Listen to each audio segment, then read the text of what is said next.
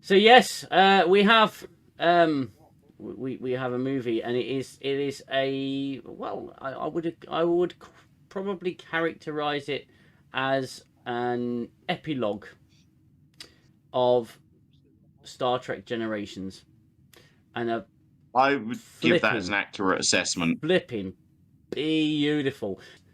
That was a tearjerker and a half. Yeah, I cried. Mm. Because I didn't know what to expect, or because I'd already followed them from the regeneration Yeah, video. yeah. So when this came up on my timeline, I didn't know about Kirk or anything like that. The thumbnail didn't obviously show that. Mm-hmm.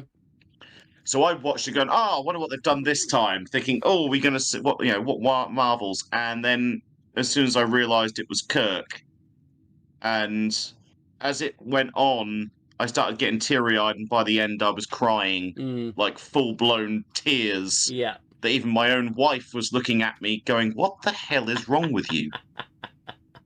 As I'm sobbing.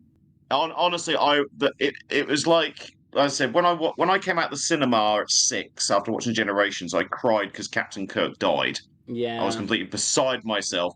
This, I was crying, and I felt like I was back to being that kid again, in a way. But this time, it was kind of happy tears in a way, because it was such a beautiful thing that I just watched, Yeah. where two friends got to say goodbye, and that is just like, wow. It was absolutely beautiful. The deep fake work that they did. What's the name of the guy? Sam Witwer, Mm-hmm. who was the body double for Shatner. Fantastic job. The deep fake stuff was great. And I looked at it, and honestly, I was just like, that's our Kirk. Yeah. That's our Kirk. This isn't the pretty boy from Vampire Diaries. This isn't Chris Pine, Mm-hmm. fresh off Down with Fucking Love. This was, our Kirk, the Yeah. original, the OG. And it's so good. I know there's points of it where you can kind of tell the angle's not quite right because Mm. the deep fake doesn't quite, but it's still, you're able to suspend your level of disbelief because the rest of it is just so convincing and so good. And I was a bit like, I don't know if you remember when Star Wars Theory cried at the end of Mandalorian season 2 because they did that deep fake of Luke Mm. Skywalker. Yeah. Well, that was this for Star Trek fans. Oh, absolutely, 100%. And I can now, or even though I understood why he had that reaction, I can now fully appreciate it. Yeah. Because that was my reaction. I was bawling over this. Yeah. And, I'm going to try and stop myself from tearing up just talking about it because honestly, that's why I told him, don't put it on the stream because I will just cry. Yeah. Because that's it. It's our Kirk. This is what we've been wanting. This sort of thing is what we've been wanting. This is what's been missing since since Enterprise ended. Yeah. This is something, and I said this to you last night. This is the silver bullet to Kurtzman's Trek. Oh yeah, definitely. This is the silver bullet. Nothing they can put out could possibly come close to this. And I mean, even though I have given a little bit of credit to Terry Matalas for putting in a sincere effort with Picard season 3. Sorry, this is another level. This is something else. Yeah. You can't top that. Sorry. And like I said to you last night, I can literally just picture Shatner eating an apple, turning to Kurtzman and going, I don't like to lose. Mm-hmm. Oh, it's beautiful to watch. It is. I mean, the costumes, the look, the fact that we got back Savick. Oh yeah. Robin Curtis.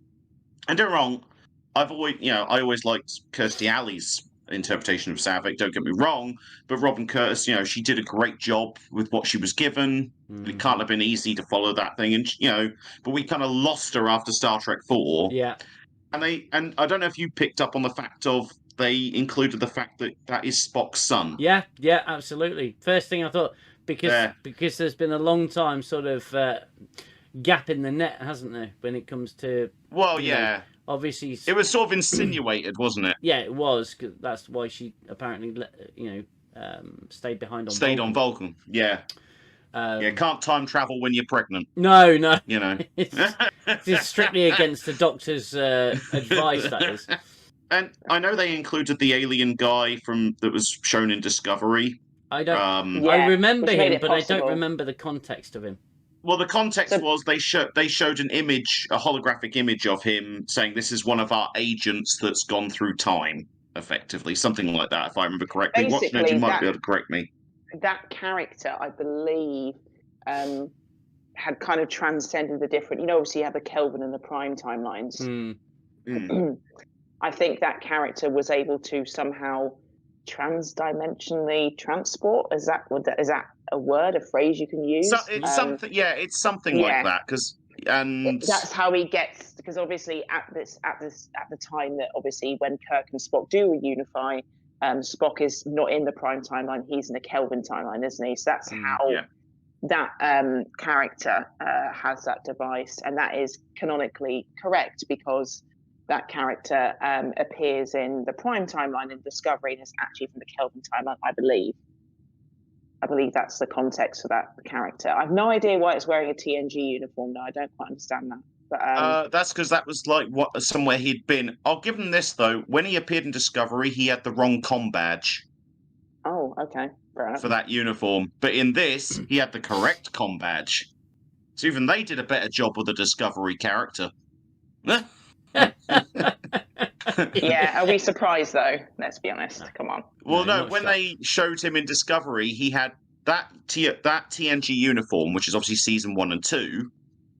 But the comm badge they gave him was from like DS9 Voyager. So totally the wrong comm badge. But if you watch this, he's got the correct comm badge. Yeah, that's the continuity guys not doing their bloody job. It's because they don't give a flying. I was going to say they don't care, but yeah. Oh, they'll freaking care after this nuke that just got dropped.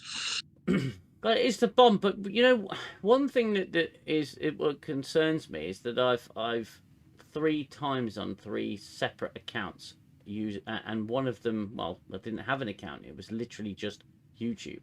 I typed in the title of the video, and all you're getting is reaction videos to it.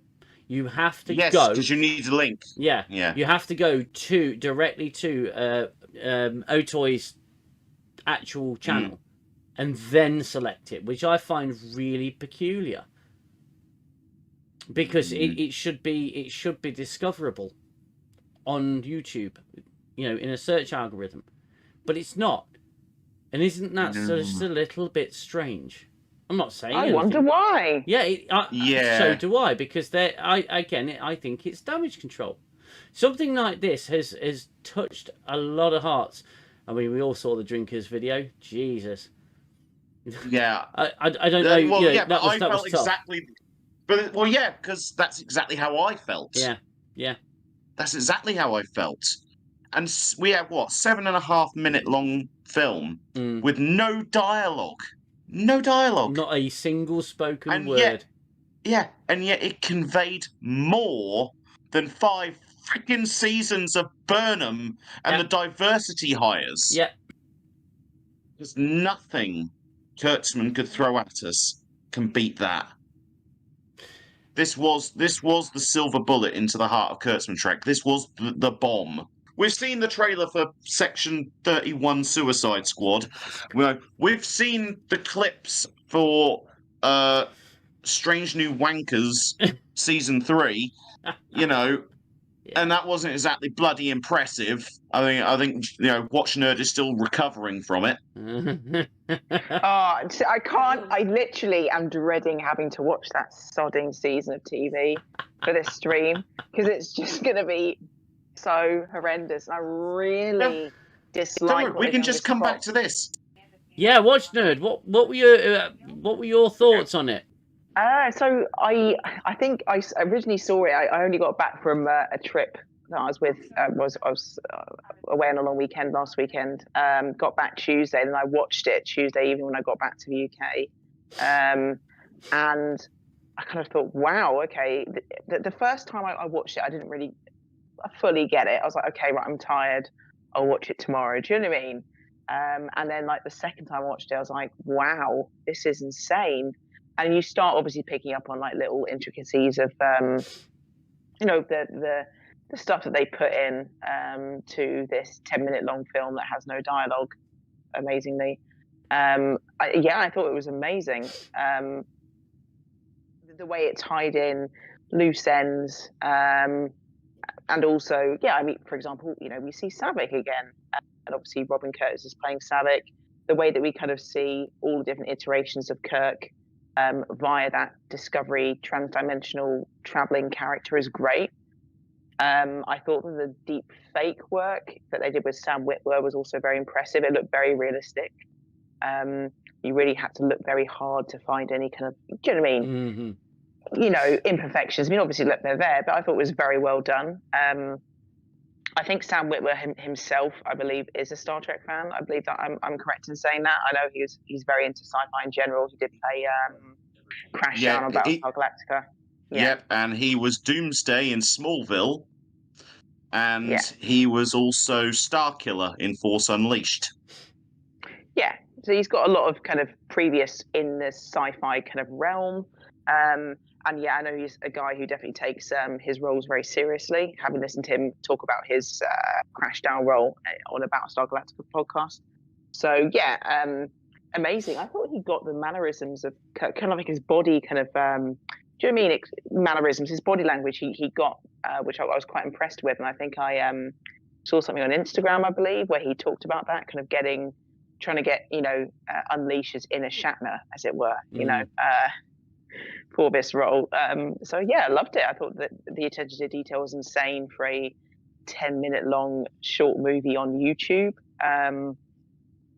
And probably one of the best things I've seen from Star Trek in about 20 years, to echo I think what the drinker said. Mm-hmm. And it was very satisfying to see, obviously, Kirk and Spock at the end. Yes, obviously you can tell that it's not Mr. Nimoy himself, but I do think the makeup and maybe the AI augmented reality that was used to simulate that Spock's face was quite well done and very kind of respectfully done. So I thought it was great. And there was no dialogue. It's just amazing. Definitely a sublime kind of 10 minutes. So I guess it was technically 7 minutes, wasn't it? Because the credits are kind of 3 minutes. So 7 minutes of a movie that was, I couldn't quite believe it that it was that good. But also on the other hand, I can, because everything else has been so terrible from Kurtzman in general, apart from maybe Strange New Worlds season 1 and Picard season 3, which is, you know, hit and miss, but tried. That it was, it's almost like you expect the worst, don't you? Mm-hmm. And then you're like, oh, it's actually good. And then you watch it the second time, and like, oh wow, oh wow, and it is very emotional. It's you know, the acting, even when you see kind of Saavik's expression when Kirk first kind of gets to that, I guess, garden, and obviously sees Saavik, sees the Discovery alien, sees I think it's meant to be Spock's son, I think, as well, was Saavik. It's the facial expressions are kind of say it all, really. Well, it's all very I thought it was very touching, just touching, really, is how I describe it. But well, it was something I missed on my first sort of watch, obviously, because I did it on my phone like an idiot. Was Spock's son's reaction. He was emotional. He was in tears. Of course, he's at that point he's only what, a quarter Vulcan. That would work out. He'd be 1/4 Vulcan. So he would probably be more inclined to the emotional side. But the emotion is subtle. It's subtle, but and it's like there. Like he's restraining it. Absolutely. He's restraining it. Yeah. And wow. And as WatchNerd said, and so I think somebody else in the chat has mentioned it as well about the subtle facial expressions. Yeah. Like that's what I think is so convincing, even if there are points where if you look very closely you can tell it's a deep fake. Mm-hmm. But the subtle facial expressions is what makes it, the subtle body movements where you're like, that's Shatner. Mm. It's insane to me how good this is, how beautiful this is. Sorry. just generally, like, it's what we've been waiting for. And yeah, after so many years of disappointment, after so many years of being gaslit and attacked and told we're not true fans, or we don't know what Star Trek is, we don't know anything. You know what? Fuck you. Sorry. But we've had so many years of this crap, and now suddenly we've got something that is not just, I mean, it's just beautiful. This is, it's almost like our years of suffering have paid off. We've gone through the fires, we've gone through the shite, we've run down the corridor with Tilly rolling behind us like the big ball from Raiders of the Lost Ark, and we've finally been rewarded for our patience. Like, yes, we are the little Asian officer trying to get away from her. Like, it's beautiful. It really is, and I would love to know how many other people reacted like me and just bawled their eyes out, almost in a sense of, I want to say, relief in a way. Yeah. Like, finally. And it works so well as this epilogue, as well as you said at the beginning, to generations. It just gives us that little extra, because I don't know if this is Kirk's been revived and sent over to the Kelvin timeline, or is this what Kirk sees in his final moments when he goes to Picard? Oh my! That's an interesting question. Yeah, that is an interesting question. Because fucking hell! I hadn't actually thought of that. That's what crossed my mind. That was what was crossing my mind when I watched it. Because you would on first viewing, you would say that he's in the garden. He's in the garden, isn't he? He's in Eden. He's in heaven, and he's in the afterlife. And whether or not he's meeting Spock in the afterlife, or or to add a little bit more, to put a lump in your throat, Kirk's gone there to collect his friend. Ooh. And bring him home. And bring him home. Ooh. I'm gonna fucking kill myself in a minute. Sorry. I really am. Wow. And my wife is judging me for it. Judge, it won't change. Like, anything. but that was my interpretation of it. Mm-hmm. That was my interpretation. What we're seeing is, that's why there's no dialogue. This is what Kirk's seeing as he passes on. Yeah. And his final mission is to go and collect his best friend, to bring him home. Isn't it true? Star Trek gives you things to think about. In 7 minutes. It doesn't tell you what to think. In 7 fucking minutes, for fuck's sake. Like you said earlier, 5 seasons of Discovery left us wondering why they even bothered. And that was the only thing we were left pondering. Left me wondering, like, why am I still alive? Suffering through this. Is this real? Is this happening? Pinch me. Someone pinch me. There's only so much crying from Burnham I could tolerate. Don't have a shave. The power's in the beard. You know that. Don't mention that name when we're talking about this movie, please. Let us come now. Let us not spoil the broth. Yes. Sorry, I got to collect myself a little bit after my little revelation. It's cool, but honestly, this is the effect it's had on me. Like, with all earnesty, it's both heartwarming and heartbreaking at the same time. Yeah. Like, do you not feel that you got almost you got a goodbye that you never get in life when you lose something or someone, and that you got, and then you add to that heartbreak that this is basically the fact that Shatner didn't get to say goodbye to Nimoy in that way either. Oh, Yeah. You add that heartbreak to it as well, because Nimoy just cut off contact. Fuck And off. Shatner has said, like, and then Shatner has obviously said, like, his children have assured me that he still loved me, but they don't know why he just cut off contact. fucking hell. So Shatner never got that goodbye in real life.